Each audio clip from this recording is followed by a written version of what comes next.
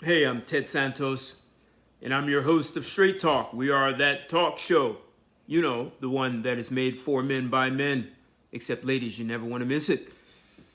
It is the best place in the world for men to actually to be able to think things they've never thought about manhood and how they deal with life, relationships, social challenges, even professional life.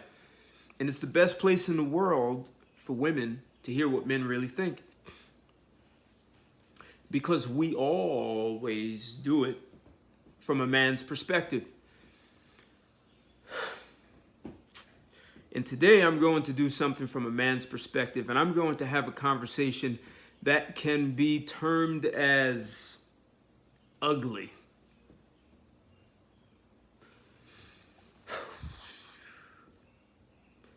I've heard my videos can be a little long. I want to shorten this one up. That was my intent. I've been thinking about this. I may have more to say than I realize, but I put down some thoughts to be organized about it. So I've remained quiet about this death of George Floyd. I've said nothing on any of my platforms. I've just said nothing about it. So I've been around a block a few times. I was here when they had those riots in the 1960s. I saw those. I didn't have to read about it. I saw it on television.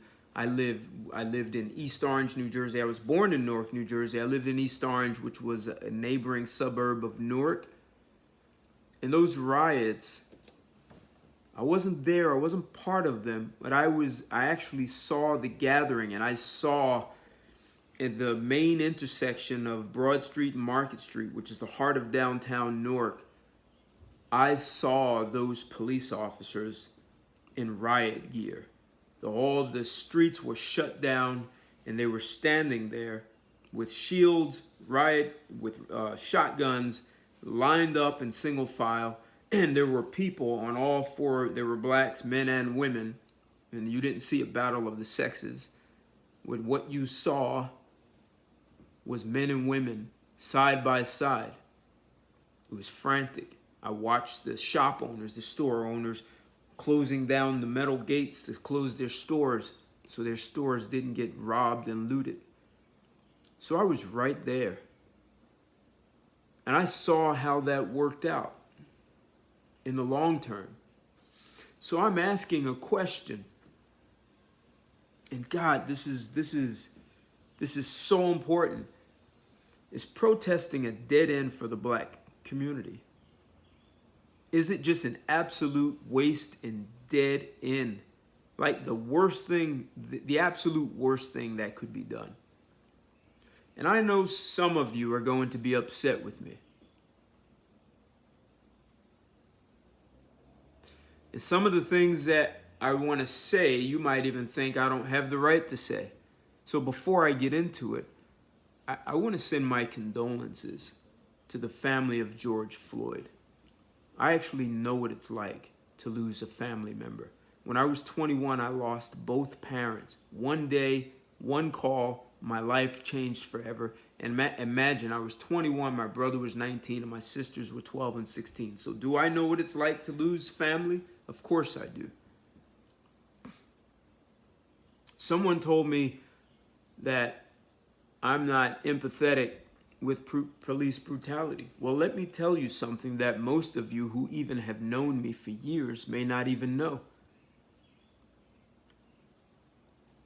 Labor Day weekend, 1983, I had a police officer handcuff me behind my back at about 2:15 in the morning.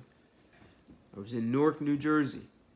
It was a famous nightclub called Zanzibar. And I was on the guest list. Well, I was with a friend who was on the guest list, a college buddy, and I was with him and his girlfriend. We were separated. He went in. He couldn't hear me calling him, hey, he couldn't hear me. And the people who work at the door, the bouncers, they even had a moonlighting police officer.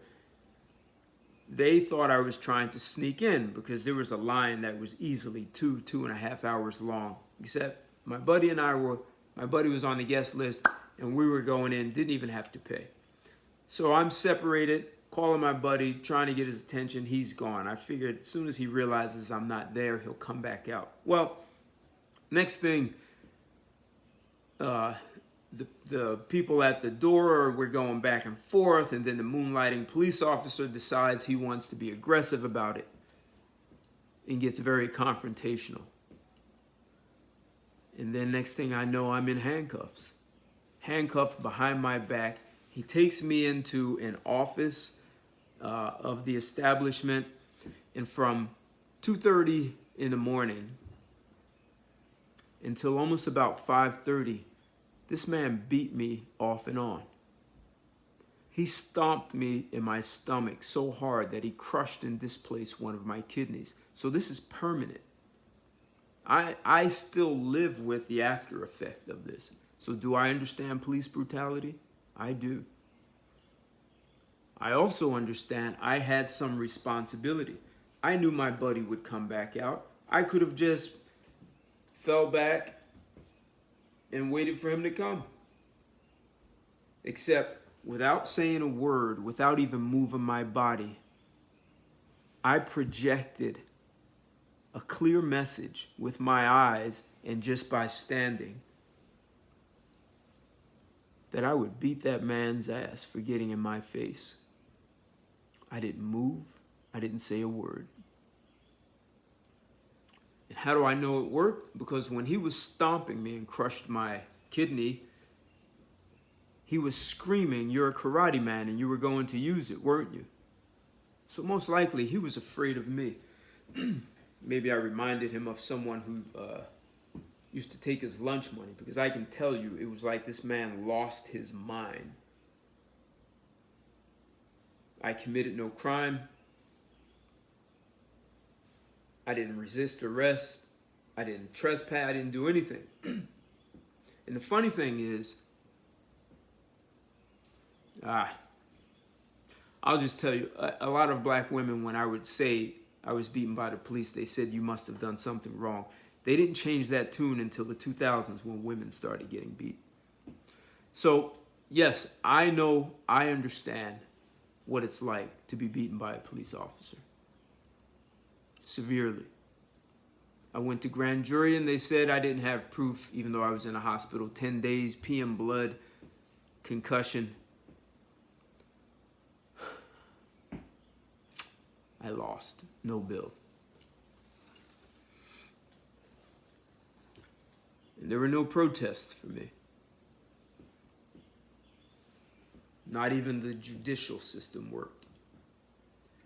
So, is protesting the way to go? In the 60s, the same thing. I remember a boy was killed, shot and killed by a police officer. And I think part of the riots in 68 had to do with that. He was killed in Weekway Park.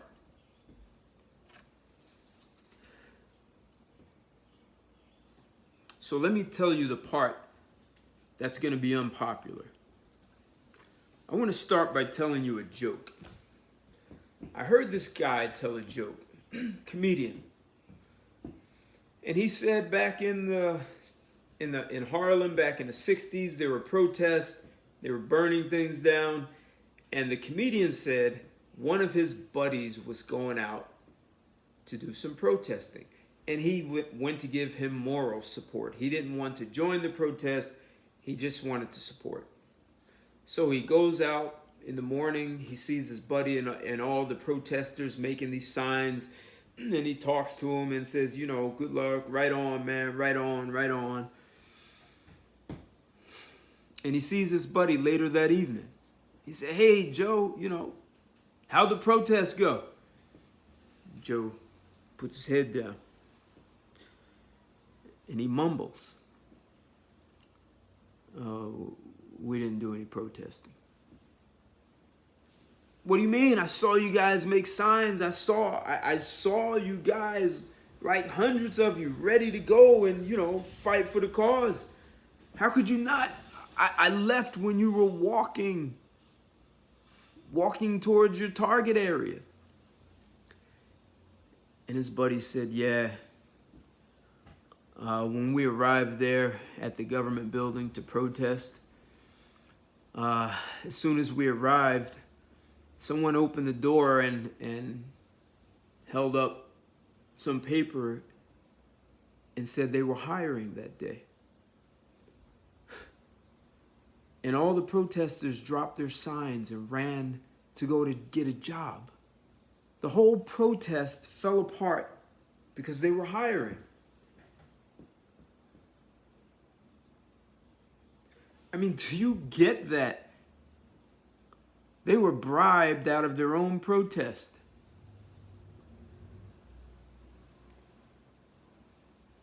And they didn't have enough jobs for all the protesters, yet they all dropped the cause.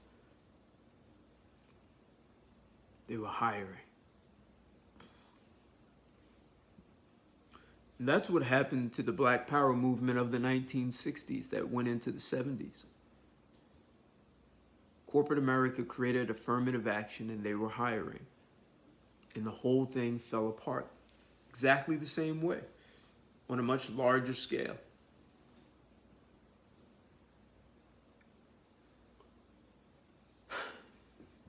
And they hired a lot of black women instead of black men.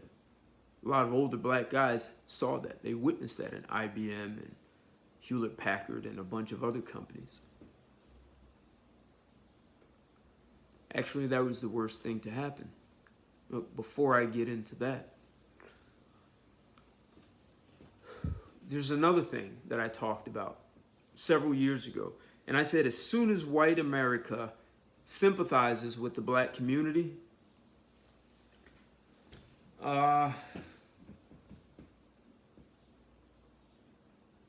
that's going to put the black community on a crash down a dead-end street, high speed, and it's a crash course. They're just going to crash and burn. Why? Because the white community is coddling the black community. You're coddling them. You're telling them how, oh, this is so horrible. There's racism, and yes, and we're gonna go out and we're gonna protest and we're gonna make you feel better. What they're not doing is going back to their corporation and saying, hey, instead of hiring so many white women, which the workforce is now 51% women, that's all women of all races, ethnic backgrounds, they're not doing that. And the white community is sympathizing, and they can't even say that 52% of the murders in the United States are committed by black people, most black men. How can 52% of homicides be by the black community when they only make up 13% of the population? That's impossible. That's extraordinarily violent, beyond aggressive. Yes, I do understand jobs need to be had. Part of the problem is the jobs are going to the women. That doesn't work. This social experiment that we've done by giving black women more black women jobs than black men, well, we actually see the result. Black women of any ethnic group do not absolutely want to marry broke, unemployed men. Women want to be wined, dined, they want to be taken care of. They want a man who pays most of their bills. They want to be able to spend their money on shopping. And we're giving jobs to women. What do we do with the men? 51% of the workforce made up of women. That means a bunch of displaced men.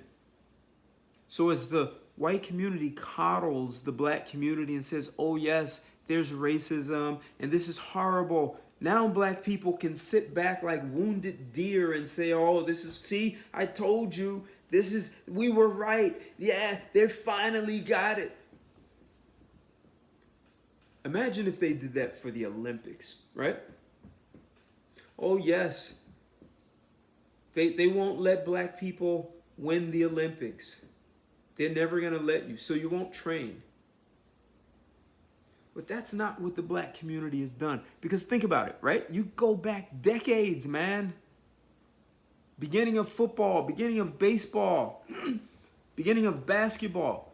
Instead of black men saying, hey, they're not going to let us play, instead of buckling and falling over and saying, well, we just give up, or we're just going to protest, instead of protesting that they won't let them play in sports, what did they do? They went out and they trained, and they built their own teams. And they built teams that were great, extraordinary, so good that they had to start letting black people into the professional white teams. That's how they got in there. And as long as the white community continues to coddle the black community will not train. See, it's not jobs that are needed. And the last thing you need to do is give the jobs to women. And I understand there are some things that women can do better than men. I understand. There's some things that you might want women to do instead of men. But the vast majority of jobs, that's not the majority. I mean, no one is even thinking. Imagine if we give 90% of the jobs in the United States to women, what will happen to the men? They're going to be drug addicts, criminals, alcoholics. They're going to be on pharmaceutical drugs. They're going to be suicide.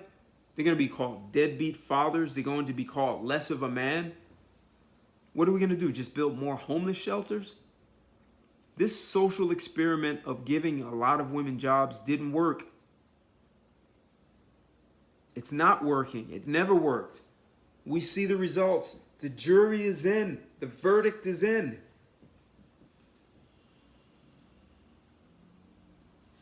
Women don't want broke men. There might be a small percentage. Well, some of you women want that because you feel like you have control over the relationship. That's a problem.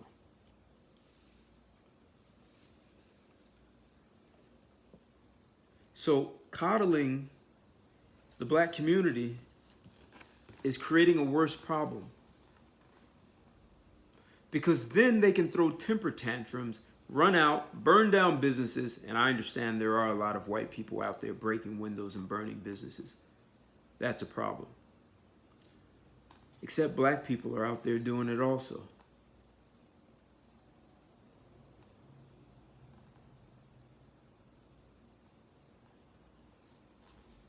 And that's a big, big, big problem because you're not training for anything.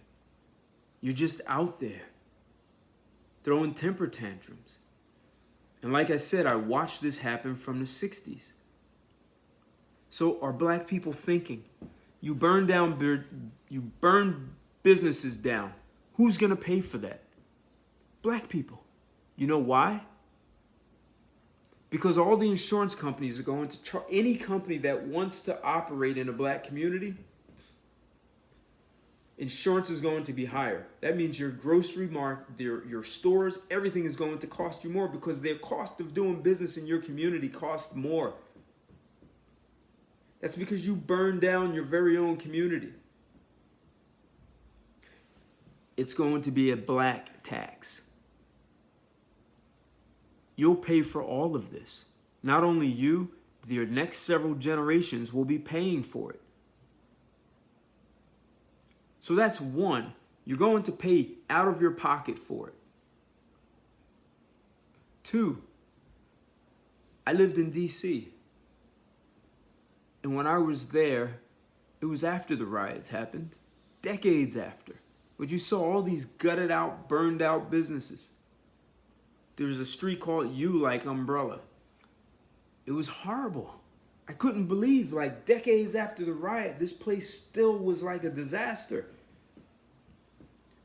And now if you go to U Street, it is one of the most posh, upscale, luxury streets to live on. It's a very long street, luxury high-rises, or for whatever a high-rise is in D.C., with these luxury buildings, loft apartments, very upscale restaurants, nightclubs. And you think black people live there? That's where they used to live. Now you can't even live there. They gutted that place out. And the same is happening in Harlem, it's happening in Newark, New Jersey, it's happening everywhere. So you burn down your cities, you can't even live there. I bet it's going to happen in Baltimore. You can't live there. And eventually someone comes in and buys the houses for $1, fixes it up, and they will not sell it to you. You cannot live there anymore. So you destroy your neighborhood, and then you have to go move somewhere else, where you go destroy the next neighborhood. The next time you get upset, you're going to riot and burn it down. Where are they going to put you eventually? You're going to have a tent city? I've seen videos of tent cities in California. And where does the black community think this is going?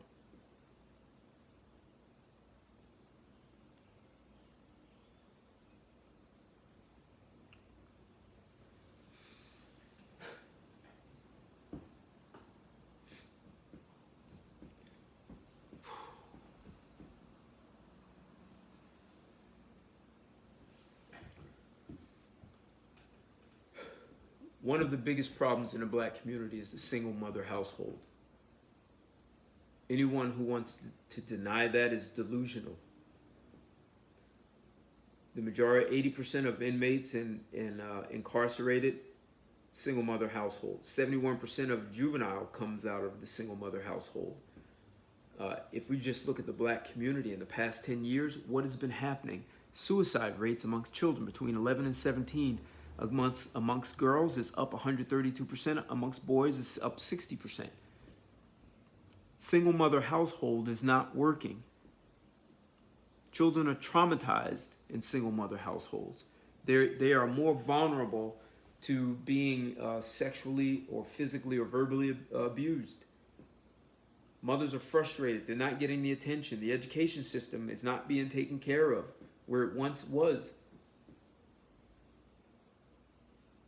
So you have one mother who has to work and sometimes 2 jobs. She has to put in a lot of time and cannot give the children what they need. The children are being educated elsewhere. And they're being traumatized. So giving black women jobs didn't work. It just created the single mother household. Another problem is black men. You're going to have to stand up in a very different way. It's not jobs you need. It's not protesting you need. It's enterprise. It's industries you need to own. You see, many of you think that you have to have a Wharton MBA and a Harvard degree. But if you look at Oklahoma, the Black Wall Street, you look at all the other supposed Black Wall Streets, but thriving communities like Wilmington, South Carolina or North Carolina, all these black cities that were thriving, those men didn't have Wharton MBAs and Harvard and Yale degrees. They didn't go to Stanford. They got their hands dirty and they built industries. They had their own cars. That means they had to deal with steel. They had to deal with a whole bunch of things. Why aren't black people in the oil industry? Steel, copper, gold. Why aren't you building your own computers? Why are you out begging for jobs?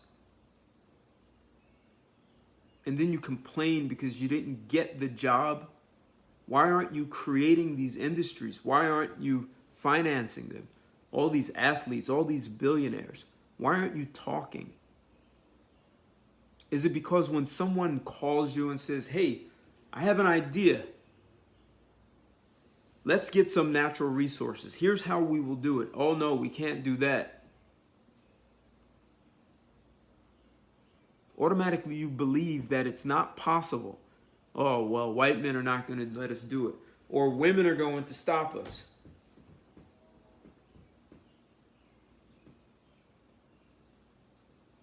So what do you think? Protesting is the answer?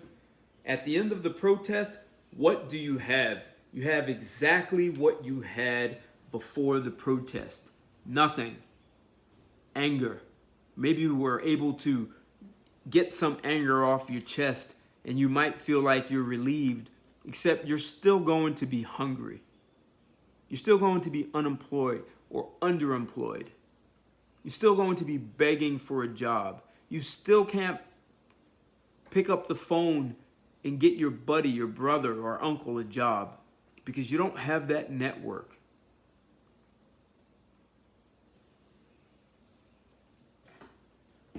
Protesting is a dead end. If you were getting paid for it, that'd be different. And maybe there's some merit to Black Lives Matter being paid off. But that's a different conversation. So I am saying, white people, stop coddling black people. Stop hiring black women. If you're going to give jobs, give them to black men. Because the single mother household is destroying the black community. Black women learn to cooperate. If we're going to rebuild, that means the next generations have to be built up. You need to help children grow up to be able to pick a great spouse, because the most important decision that you're going to make is the choice of a spouse and being able to create a legacy in generational wealth. Ladies, learn how to network. You don't need a job to do that. Lots of wealthy women do that for their men. Support your men so that they can build enterprises. And those of you who have jobs, especially high-paying jobs, why aren't you finding a guy who's very talented in helping to finance him? Why aren't you getting together? Like, all these black women have businesses, have jobs, and you claim that you're winning, you're lawyers, you're making hundreds of thousands of dollars a year. Why aren't you working as a group and mating with other highly talented, intelligent, capable black men and coming together as a group of 20 couples, putting money in a pot and letting the men build enterprises? Why isn't that happening? Why is protesting believed to be a solution? When after the protest is over, all you have is a torn community which will be gentrified and you'll be displaced. How much more can you be displaced eventually? Where do you think your offspring is going to end up? Is anyone thinking about the future? So I urge you to get out of the streets. Absolutely stop protesting. It's the worst thing you can do. It's mindless and it accomplishes nothing.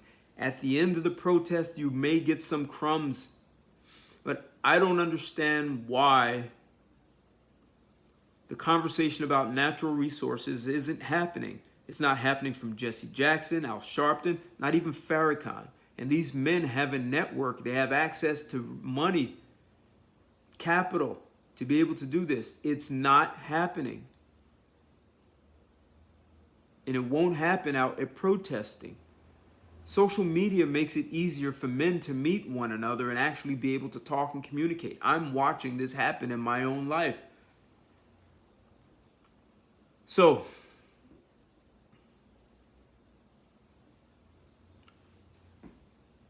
if any of you men understand what I'm saying and think you know how to support that kind of vision of owning natural resources, I'd like to hear from you. Let's talk. I'd like to hear your comments about this conversation. Like the video, share it. This is a conversation that absolutely, positively has to be shared. That protesting is an absolute dead-end street, It happened in the 60s. It happened with Rodney King in the 90s. It happened with just Black Lives Matter years ago. Nothing comes out of it. If it worked, it would have worked in the 60s or the 90s or even Black Lives Matter. It's in the same still. You can't see that we're in the same place. It doesn't work. Like my video. Comment. Subscribe to my channel. Let's create something that works. Build an industry. Build enterprises. Vertically integrate. Let's talk. And if you have a problem with what I'm saying, I want to hear it. Join me on Sunday nights, 7 p.m., straight talk, so we can have a straight talk from a man's perspective. Until then, I'll talk to you soon. Goodbye.